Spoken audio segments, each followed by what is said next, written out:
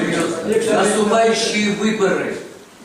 Как мы себя будем вести и за кого голосовать, и за кого агитировать? Прежде всего, это личная воля каждого человека, гражданина, имеющего право голоса. Позиция, которая, например, есть у нашей организации МЛФРК, она будет озвучена публично в нужное время, в нужный час. Поэтому следите за печатью, заходите в офис, заходите на сайт МЛФРК. Милости всегда просим, я еще раз сказал, двери для честных, порядочных людей, двери нашей партии всегда открыты. Еще один вопрос. Можно? Скажите, вот сейчас ваше отношение к Ертеньяку, допустим, вы будете еще предупреждать о том, что как вы предупредили ни одной партии? Пожалуйста. Я прошу прощения, значит, по этому вопросу мы уже определились давно.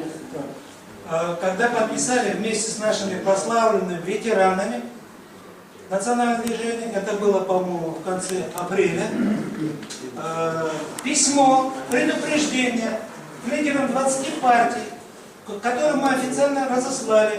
Ведущие партии, которые сегодня претендуют быть в Верховной партии, мы посетили центральный офис в Киеве и сказали, что та партия или та политическая сила, которая позволит себе оплошность взять в свои списки и ряды национал-предателей крымско-татарского народа, воров и вообще людей, которые обанкротились по всем позициям за 20 лет политической деятельности, будет подвергнута полнейшей обструкции со стороны крымских татар. И мы, прежде всего, будем обсуждать и обратимся не только к крымским татарам, мы обратимся ко всем гражданам Украины, ни в коем случае не голосовать за объединенную оппозицию, потому что в их рядах есть нечестные негодяи, воры, которые не оправдывают никакого доверия крымских татар.